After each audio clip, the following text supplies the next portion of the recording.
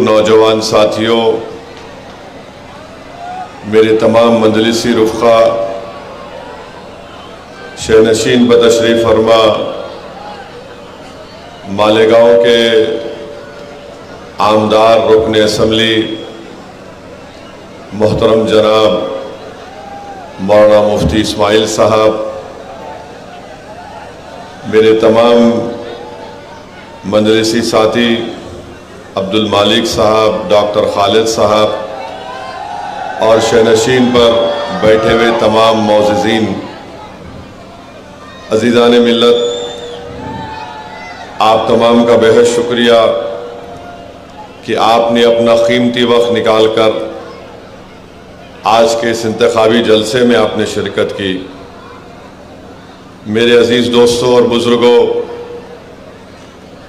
मैं आपके सामने इसलिए खड़ा हूँ कि आपसे गुजारिश करूँ कि 20 नवंबर के दिन आप तमाम लोग मुत्तहदा तौर पर अपने एक वोट का इस्तेमाल मुफ्ती इस्माइल साहब के हक़ में करें, जिनका इंतखाबी निशान पतंग है और ईवीएम की मशीन में उनका 5वां नंबर है। आप मुफ्ती इस्माइल साहब को वोट क्यों दें, इसलिए आपको देना है, ये मेरी आपसे गुजारिश है कि आप लोग देख रहे हैं कि हमारे वतन अजीज में पार्लियामेंट के अंदर नरेंद्र मोदी की सरकार ने एक वक्फ बिल को पेश किया और उस वक्फ बिल को जब पेश किया जा रहा था तो उस वक्त मजलिस इत्तेहादुल मुस्लिमीन की तरफ से मैंने उस बिल के इंट्रोडक्शन की मुखालिफत की और मैं आपके सामने बड़ी जिम्मेदारी के साथ कह रहा हूं कि बीजेपी और उनके तमाम साथी पार्टियां मिलकर भारत से वक्फ की जायदाद को ख़त्म करना चाहती हैं और बीजेपी के साथ शिंदे, बीजेपी के साथ अजीत पवार, और जब ये बिल पार्लियामेंट में पेश हुआ तो उस वक्त उद्धव ठाकरे के रुकने पार्लिमान लोकसभा में नहीं थे। मैं आपको बताने की ये कोशिश कर रहा हूं कि जब वक्फ का बिल पेश हुआ उस वक्त अगर पूरी दलीलों के साथ भारत के आईन का हवाला देते हुए अगर किसी एक रुकने पार्लिमान ने इस कानून को वक्फ को बर्बाद करने के लिए लाया जा रहा है, अगर किसी ने कहा तो उसका नाम असदुद्दीन ओवैसी और उस पार्टी का नाम मजलिस इत्तेहादुल मुस्लिमीन है। मेरे अजीज दोस्तों और बुजुर्गों,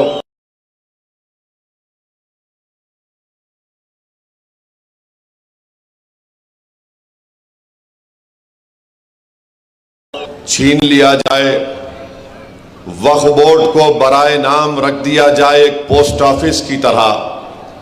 और आप लोग जानते हैं कि वक्फ अगर कोई करता है तो वाकिफ उसका मालिक नहीं होता, वो जब वक्फ करता है तो उसका मालिक अल्लाह सुब्हाना व तआला हो जाता है। अब मोदी ये चाहती है कि वक्फ की जायदादों को कैसे छीन लिया जाए कि मालेगांव के या यहाँ के जिले के कलेक्टर को इख्तियार दे दिया गया कि अगर कोई रोड चलता आदमी जाकर कलेक्टर से कह दे कि ये जायदाद वक्फ की नहीं है तो कलेक्टर साहब इंक्वायरी ऑर्डर करेंगे और जैसे ही वो इंक्वायरी करेंगे वो जायदाद वक्फ की नहीं रहेंगी।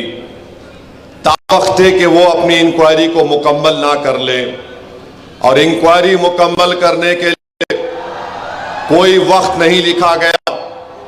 अब कोई भी जायदाद पे कलेक्टर इंक्वायरी लिख देगा, जायदाद वक्फ की नहीं रहेगी, हम उससे महरूम हो जाएंगे। चाहे वो दरगाह हो, मस्जिद हो, कब्रस्तान हो, खानखाएं हो। फिर इसमें यह भी अख्तियार दे दिया गया कलेक्टर को कि अगर कोई वक्फ अल औलाद करना चाहता है, तो मोदी आजकल फजीलतुल शेख बन चुके हैं। हनफी फिक़्ह के मामलात में वो ये कह रहे हैं कि कोई वक्फ अल औलाद उस वक्त तक नहीं कर सकता जब तक वो अपनी बेटी के हुकूक को नहीं दे देता के जायदाद में। हम नरेंद्र मोदी को ये बताना चाह रहे हैं कि वक्फ अल औलाद में भी एक वालिद या कोई भी उसकी अपनी पूरी जायदाद को अल्लाह के नाम पर वक्फ करती है, उसका बेनिफिशियरी अपने बेटे और बेटियों को बनाती है। उसका मुतवल्ली कोई मर्द भी हो सकता है और खातून भी हो सकती है, मगर नरेंद्र मोदी वक्फ अल औलाद को खत्म करना चाहती हैं। वक्फ बोर्ड में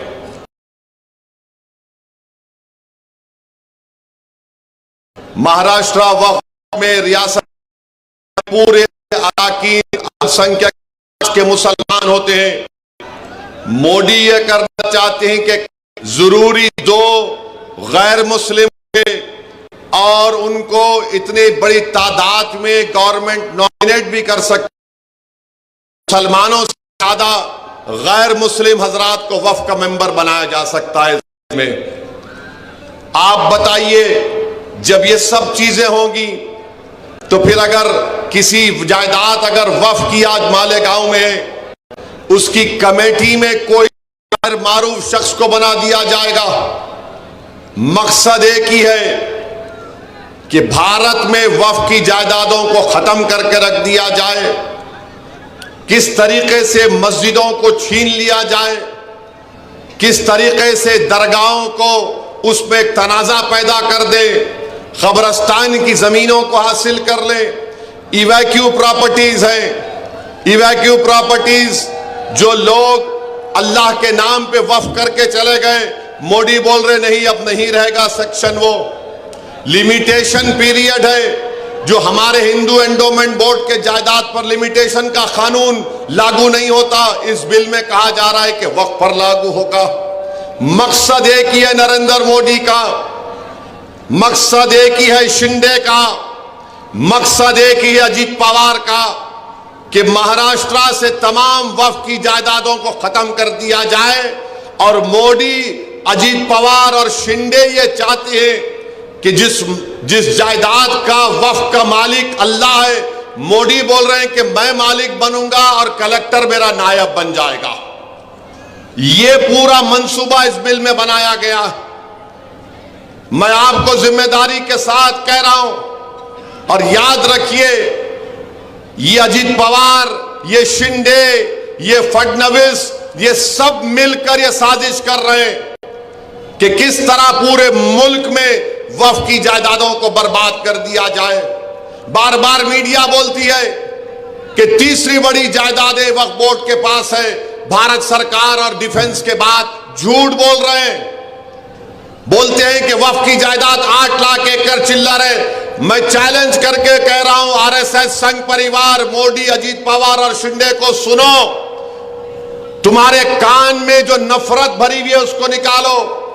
तमिलनाडु, आंध्र प्रदेश, तेलंगाना और ओडिशा के 10 हिंदू एंडोमेंट बोर्ड की जायदादों को मिलाया जाए तो 9 लाख एकड़ हो जाती है, 9 लाख एकड़ हो जाती है। और सारे भारत में बीजेपी वाले बाजा बजा रहे 8 लाख एकड़ है, 8 लाख एकड़ है।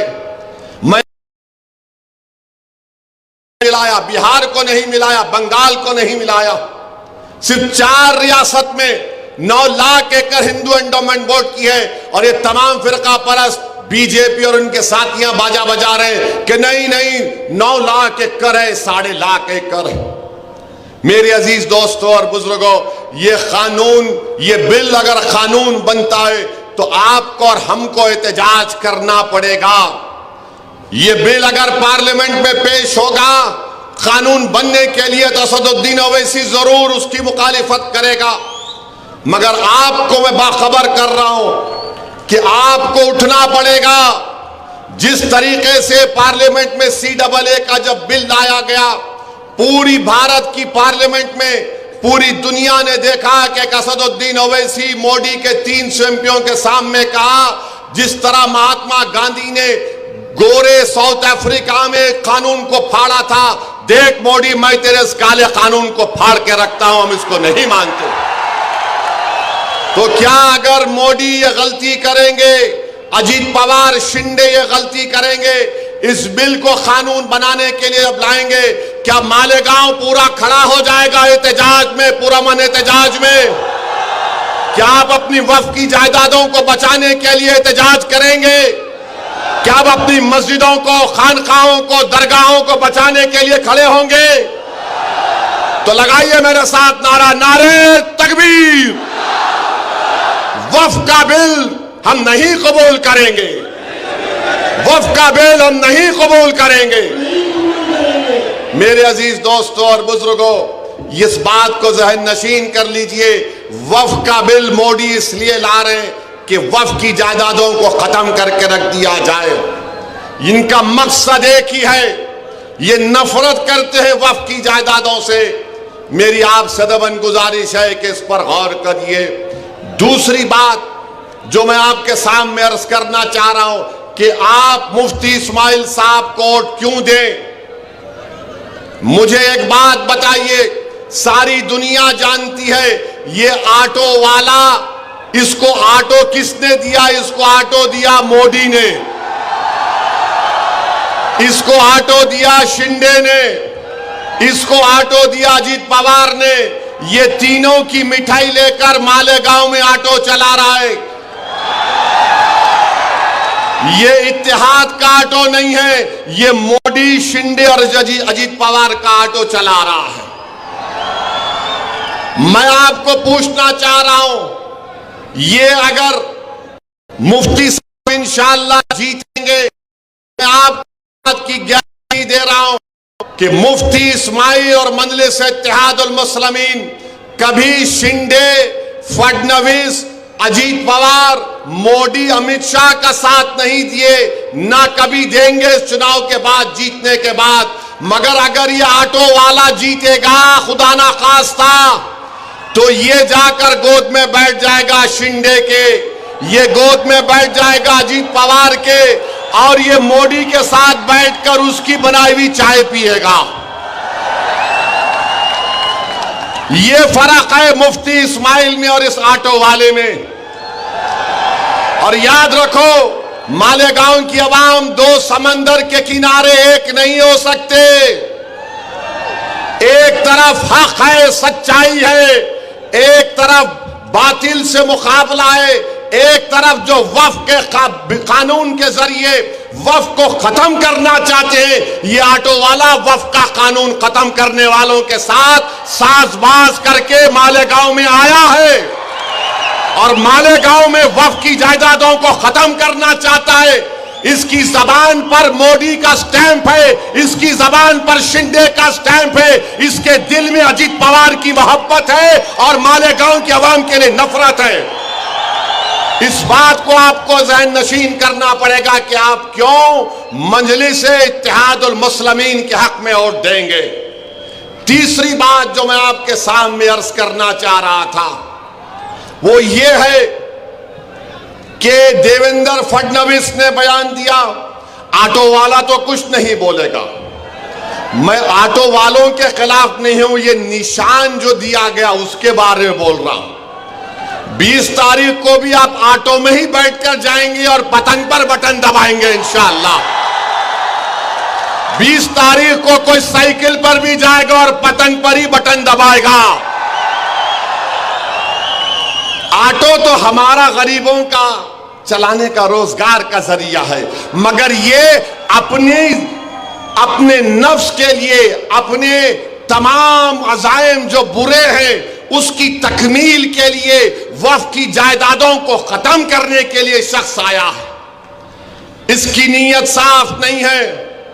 जब पार्लियामेंट का इलेक्शन हुआ, धूलिया पार्लियामेंट में मालेगांव आता है, तो बीजेपी को बड़े पेट में दर्द हुआ कि मुफ्ती इस्माइल ने ऐसा कौन सा वजीफा पढ़ के फूंक दिया कि बीजेपी का सिटिंग एमपी हार गया।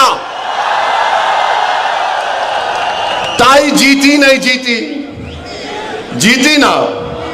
आपने भी दिया ना आपने ताई कोट। मुफ्ती इस्माइल कहां खड़े थे और ये कहां खड़ा था? किधर खड़े थे दोनों? मेरे भाई, अब देवेंद्र फडणवीस बोल रहे मालेगांव सेंट्रल में और जिहाद हुआ, धर्म युद्ध हुआ। देवेंद्र फडणवीस को नहीं मालूम, क्योंकि वो फडणवीस हैं, वो अपने आप को बड़ा समझते और मालेगांव की जनता को नीचे समझते। सुनो फडणवीस, तुम बड़े नहीं हैं, ना मैं छोटा हूं, मैं तुम्हारे बराबर हूं बाबा साहेब अंबेडकर के संविधान के लिहाज से। तुम्हारे दिमाग में जो फितूर है ना कि मैं फडणवीस हूं, ये ओवैसी और ये मुफ्ती इस्माइल, ये अब्दुल मालिक है, वो गया जमाना। वो जमाना नहीं रहा कि तुम ऊपर बैठेंगे मैं नीचे बैठूंगा। हाँ, ये जो ऑटो का निशान लेकर आया है फडणवीस, वो तेरे पास नीचे बैठता होगा, मगर हम तेरे सामने, मोदी के सामने झुकने वाले नहीं है, ना मालेगांव की जनता झुकने वाली है। अब फडणवीस ने क्यों कहा? फडणवीस को तारीख नहीं मालूम। फडणवीस को हम जरा हिस्ट्री पढ़ाते हैं। फडणवीस सुनो, 1818 में यही मालेगांव था। मालेगांव के किले में मराठा और अंग्रेजों की जंग हुई। उस मराठाओं की फौज में मालेगांव के गयूर मुसलमान थे, जिन्होंने अंग्रेजों से खूब मुकाबला किया। 30 मुसलमान शहीद हुए मराठाओं की फौज में, और अंग्रेजों ने 36 बंदूक, तोप, 800 गोला बारूद और 35,500 गन पाउडर इस्तेमाल किया 1818 में। फिर 1921 में फडणवीस, सुनो, 1921 में नॉन कोऑपरेशन मूवमेंट हुआ, तो मालेगांव के सरफिरे लोगों ने 47 में आजादी मिली। मालेगांव के लोगों ने कहा, 1921 में कहा कि अभी हम अंग्रेजों का परचम किले से निकालते, अंग्रेजों के परचम को निकालकर फेंक दिया। फडणवीस को नहीं मालूम, उनके पेट में दर्द हो रहा है, क्योंकि फडणवीस तुम्हारे पूर्वज नहीं थे, वो मुफ्ती इस्माइल अब्दुल मालिक के पूर्वज थे, जिन्होंने 1921 में झंडा निकाल दिया। तुम्हारे साथ तो वो शख्स बैठा हुआ है, तुम्हारे साथ फडणवीस वो शख्स बैठा हुआ है, तुम उसको मदद कर रहे हो, तुम उसको पनाह दे रहे हो, जो मालेगांव के जनता के घरों में, दीवारों में, दिलों में तोड़ना चाहता है, घर घर को बांटना चाहता है। और हमारे बुजुर्गों ने 1921 में फडणवीस अंग्रेजों के झंडे को निकाल दिया। और फडणवीस मरने वालों के नामा क्या थे? सुलेमान शाह, इस्राइल अल्लाह रखा, शाबान भिकारी, बुद्धू फरीदास, अब्दुल गफूर, अब्दुल्ला खलीफा और मोहम्मद हुसैन को अंग्रेजों ने जेल में टार्चर करके मार दिया। फडणवीस, क्या तुमको तकलीफ इसलिए हो रही है कि तुम्हारे ऊपर के लोग कोई नहीं थे, ये हमारे लोग थे पूरे? मालेगांव सेंट्रल, मालेगांव सेंट्रल, फडणवीस की जबान से क्या निकला? मालेगांव निकला नहीं निकला? निकला नहीं निकला मालेगांव? क्या कहा? और जिहाद, क्या कहा? धर्म युद्ध। तो फडणवीस ने क्या किया? अपने मोहरे को सामने कर दिया और मालेगांव की आवाम के सामने फडणवीस ने अपने मोहरे को, क्योंकि पार्लियामेंट का बदला लेना है, क्योंकि आपने बीजेपी को हरा दिया था, तो फडणवीस, शिंदे और अजित पवार ये चाह रहे कि पार्लियामेंट में तुम हमको हराए ना, अब हम हमारे मोहरे को सामने करेंगे, ताकि दोबारा मुफ्ती इस्माइल मालेगांव के इत्तेहाद की ताकत पर कामयाब ना हो सके। समझ में आई मेरी बात? नहीं आई तो और बोलूं खुल के, और बोलूं? अभी 19 मिनट बाकी है, बोल सकता हूं मैं।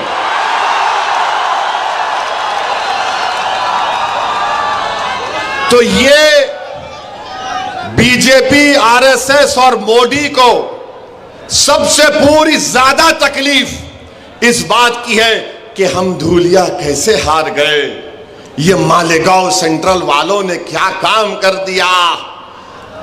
और इसीलिए फडणवीस बोल रहे ओट जिहाद धर्म युद्ध।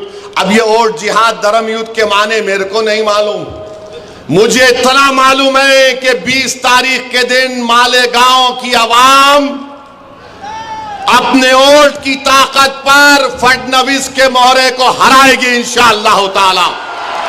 मुझे इतना मालूम कि मालेगांव की आवाम सुलेमान शाह, इजराइल अल्लाह रखा, शाबान बिखारी, बुद्धू फरीदास, अब्दुल गफूर की कुर्बानियों को ताजा कर देगी और शिंदे और अजीत पवार के चमचे को जीतने नहीं देगी इंशाअल्लाह ताला।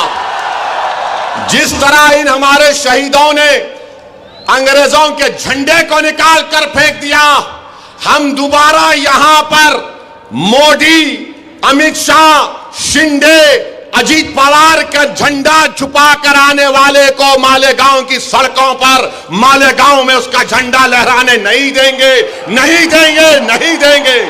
मालेगांव में परचम लहराएगा तो इत्तेहाद का परचम लहराएगा, मालेगांव में परचम लहराएगा तो गुलामाने मुस्तफा का परचम लहराएगा, मालेगांव में परचम लहराएगा तो आशिक़े रसूल का परचम लहराएगा, मालेगांव में परचम लहराएगा तो वफ़ की जायदादों को बचाने वालों का परचम लहराएगा, मालेगांव में परचम लहराएगा तो दरगाहों को आबाद करने वालों का परचम लहराएगा, मालेगांव में परचम लहराएगा तो दिलों को मिलाने वाले का परचम लहराएगा, बांटने वालों का परचम नहीं उठेगा, नहीं लहराया जाएगा इंशाअल्लाह।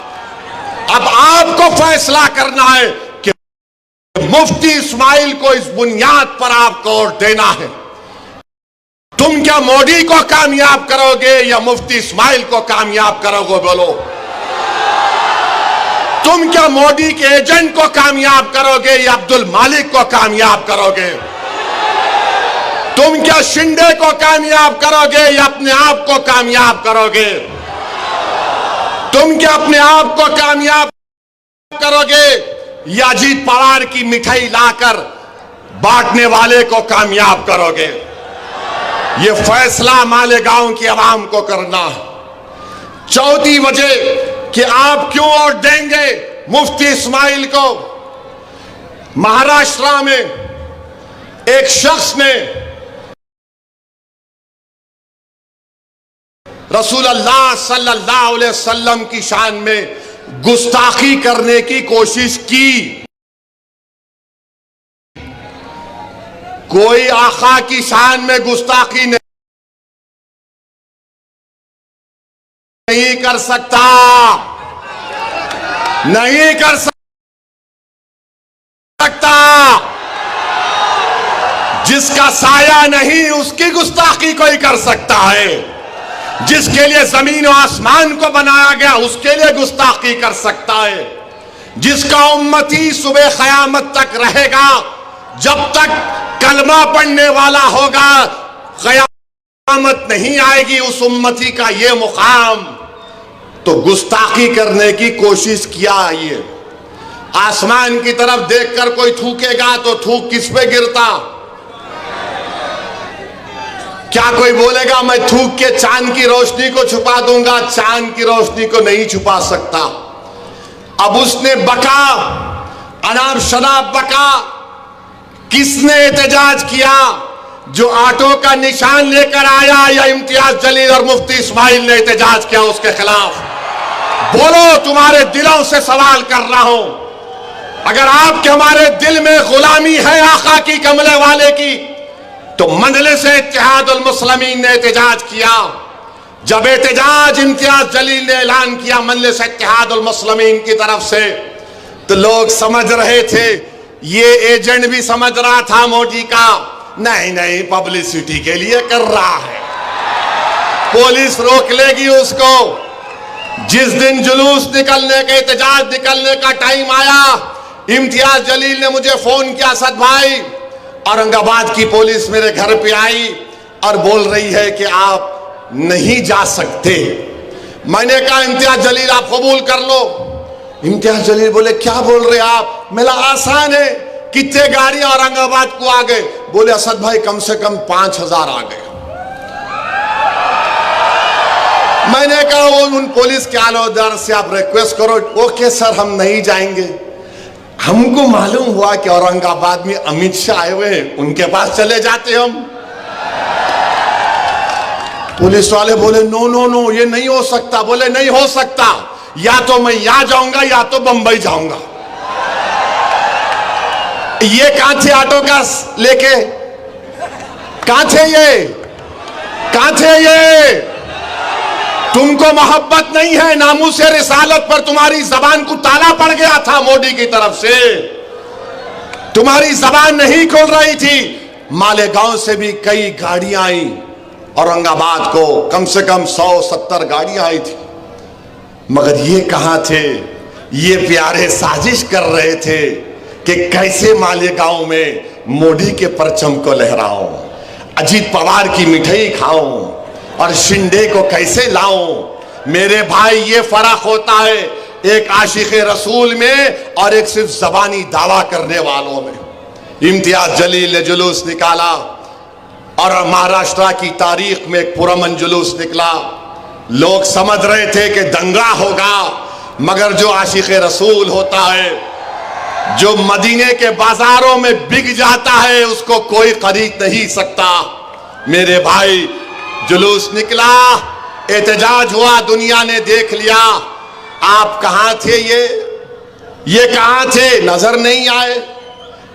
हम आपसे वादा कर रहे हैं मुफ्ती इस्माइल इंशाअल्लाह आपके इत्तेहाद, आपके सियासी शऊर पर कामयाब होंगे तो मजलिस इत्तेहादुल मुस्लिमीन के एमएलए जब महाराष्ट्र की विधानसभा में जाएंगे, हम एक प्राइवेट मेंबर्स बिल असेंबली में देंगे कि किसी भी मजहब के बड़े रहनुमा या जो भी है उनके बारे में कोई भी अनाप शनाप बकेगा, वो नॉन बेलेबल ऑफेंस होगा, उसको नोटिस नहीं गिरफ्तार करके जेल को भिजाना चाहिए। ये काम हम करेंगे।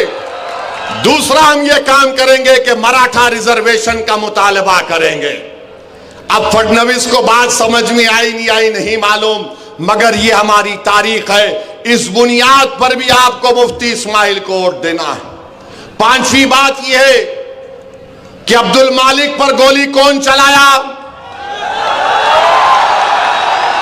अब्दुल मालिक पर गोली कौन चलाया? बोलो कौन चलाया? डरना नहीं, जबान को नकारा खल बनाकर पुकार कर बोलो, कौन अब्दुल मालिक पर गोली चलाया? उसका नाम क्या है? बोलो। क्या तुम मालेगांव में गोली चलाने वाले को वोट दोगे या जो गोली खाकर कानून का लिहाज रखने वाले का साथ दोगे? बोलो। तुम गोली चलाने वालों का साथ दोगे, तुम जालिम का साथ दोगे या तुम मजलूम का साथ दोगे? किसका साथ देंगे आप? आप जालिम का साथ देंगे? आप मजलूम का साथ देंगे? आप कमजोर का साथ देंगे? तो इस वजह से भी आपको मुफ्ती इस्माइल को वोट देना। और जो गोली चला रहे हैं, मैं उनसे भी कह रहा हूं, भाई साहब तुमको भी एक दिन मरना है, हम सबको एक दिन मरना है। कोई दुनिया में नहीं मरता जब तक उसका टाइम नहीं आया। मेरी गाड़ी पर भी 6 फीट के फासले से इबलीस की औलाद ने गोली चलाई थी। यजीद के चाहने वालों ने गोली चलाई थी। मैं और यामीन बैठे थे टोल गेट के पास, 4 या 6 गोलियां मारे, ताड़ ताड़ ताड़। खैर हम निकल गए और ये जालिम बोलता कि अरे हम मारना चाहते थे, इन्हें नहीं मरा। अरे मैं तुमको बोल रहा हूं, तुम फिर से कोशिश कर लो, तुम 6 मारे ना 12 मारो। अगर उन्हें नहीं चाहिए तो कुछ नहीं होगा। और ये गोली चलाने वाले सुन लो, तुम मौत से डरते, मौत हमारे लिए हमारी महबूबा है, याद रखो। मैं अब्दुल मालिक के बाप की मौजूदगी सामने बोल रहा हूं, हम मौत से डरने वाले नहीं हैं। अरे मौत को तो गले लगाना हमारा काम है। एक साल से इजराइल गाजा में 40,000 लोगों को मार दिया, मगर वहां का बच्चा भी बोल रहा, ले पत्थर, फलस्तीन जिंदाबाद। आप हमको 4 गोलियां अब्दुल मालिक को मार के जख्मी करके, याद रखो जख्मी शेर ज्यादा खतरनाक होता है। मगर इनका मंशा और मकसद क्या है? जो गोली पर भरोसा करते, बैलेट पर नहीं करते, जो गोली पर भरोसा करते, जमहूरियत पर नहीं करते, वो आपके वोट के हकदार नहीं है। याद रखो मालेगांव के गरीबों, याद रखो मेरी इज्जतदार मां और बहनों, तुम चाहे अंसारी हो या दखनी हो या कुछ भी हो, तुम चाहे मुसलमान हो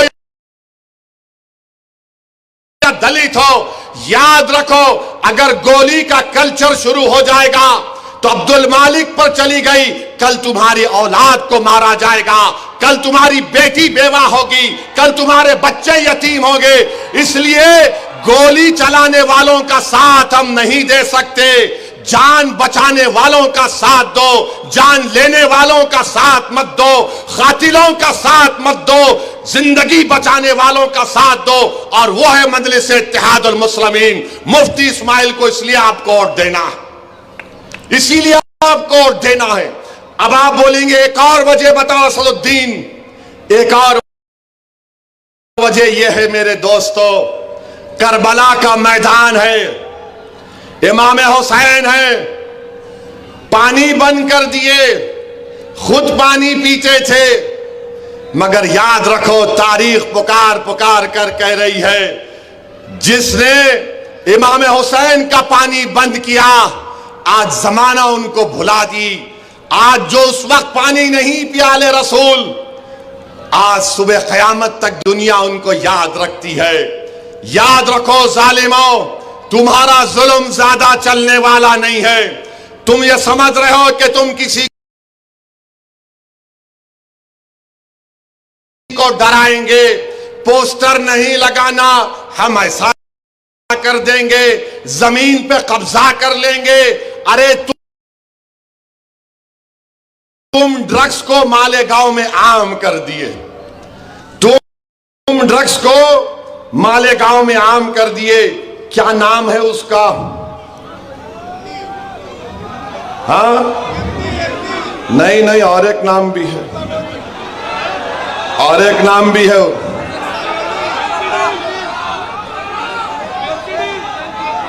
हाँ, ये जो ड्रग्स को क्या बोलते हैं? हाँ, ये बहुत से नाम है उसके। एक नाम ऑटो भी, मालेगांव में आप देख लीजिए ड्रग्स कौन आम कर रहा है। पुलिस जानती है कि ड्रग्स का कारोबार करने वाले कौन हैं।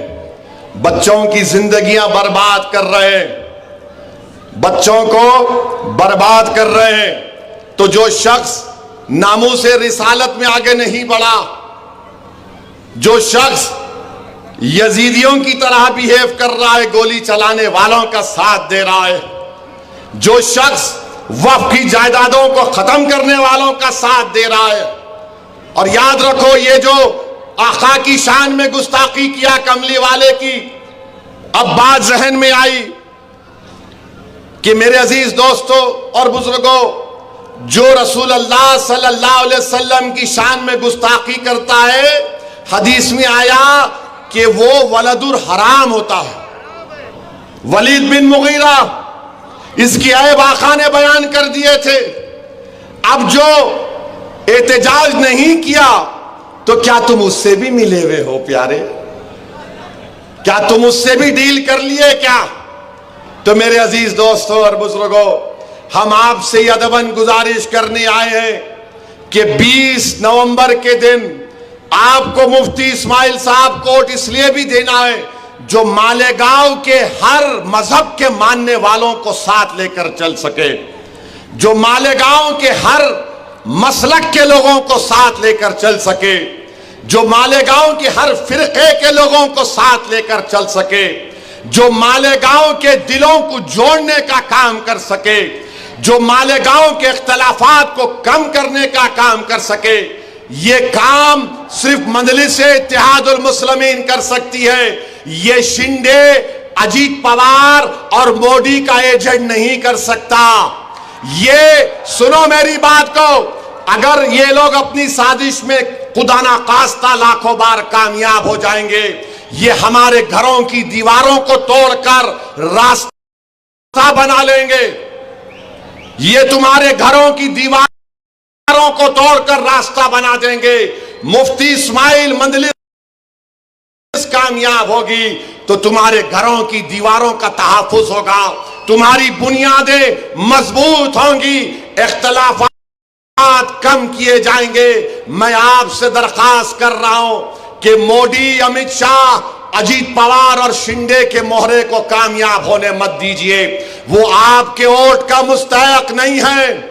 मुफ्ती इस्माइल कोई फरिश्ता नहीं है, ना मैं कोई फरिश्ता हूं, मगर जितनी बातें मैं आपके सामने रखा हूं, बताओ एक बात जो मैंने कही कि तुम क्यों देना चाहिए और क्यों उनको नहीं देना चाहिए। एक चीज बताओ मुफ्ती इस्माइल ने, बताओ, कोई बता सकता है? शिकायत होगी, मगर यह तो नहीं है कि मुफ्ती इस्माइल मोदी, अमित शाह, शिंदे, अजीत पवार का मोहरा है। यह तो नहीं बोल सकते कि मुफ्ती इस्माइल ने नामूस रिसालत के बारे में एहतजाज नहीं किया। यह तो नहीं बोल सकते कि मुफ्ती इस्माइल और मजलिस-ए-इत्तेहादुल मुस्लिमीन कभी भी बीजेपी, अमित शाह, शिंदे और अजीत पवार का साथ देगी। और हद तो यह है, यह कौन सी महाविकास अघाड़ी है? कांग्रेस भी लड़ रही है, समाजवादी भी लड़ रही है। यह क्या हो रहा है? कौन सा तुम्हारा अघाड़ी है? मकसद क्या है? कि मोहरे को जिताया जाए, तुम्हारे इत्तेहाद को तोड़ा जाए, तुम्हारे इस बरसों की मेहनत पर पानी फेर दिया जाए।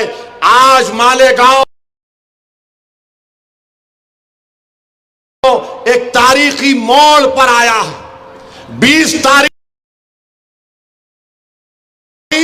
इस बात को तय करेगा कि मालेगांव का इत्तेहाद मजबूत होगा या मालेगांव का इत्तेहाद कमजोर होगा। 20 तारीख इस बात को तय करेगा कि क्या जालिम को वोट पड़ेगा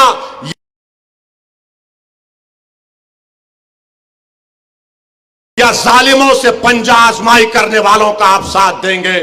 20 तारीख इस बात को तय करेगा कि कोई इमाम हुसैन का परचम उठाने वाले का आप साथ देंगे या यजीदी लश्करों का जो मोहरा बनकर आ रहा है उसका आप साथ देंगे। 20 तारीख इस बात को तय करेगा कि आप दिलों को मिलाने वाले का साथ देंगे या दिलों को तोड़ने वाले का साथ देंगे। 20 तारीख इस बात को तय करेगा कि अब्दुल मालिक को इंसाफ मिलेगा या फिर और ऐसे अब्दुल मालिक पर गोलियां चलाई जाएंगी। 20 तारीख इस बात को तय करेगा कि मालेगांव में जो लोग नशा दे रहे हैं, ड्रग्स दे रहे हैं, हम उनका ताक़ुब करेंगे या फिर वो हम पर हावी हो जाएंगे। 20 तारीख इस बात को तय करेगा कि अगर दोबारा महाराष्ट्र में कोई नामूसे रिसालत पर कोई बकवास करेगा तो हम एहतजाज करने वालों का साथ देंगे या फिर जालिमों से जाकर हाथ मिलाने वालों का साथ देंगे। तो बताओ मालेगांव की आवाम, बताओ मेरी मां और बहनों, किसका साथ दोगे आप? किसका साथ दोगे आप? बताओ, हाथ उठाकर बताओ। आप मुफ्ती इस्माइल का साथ देंगे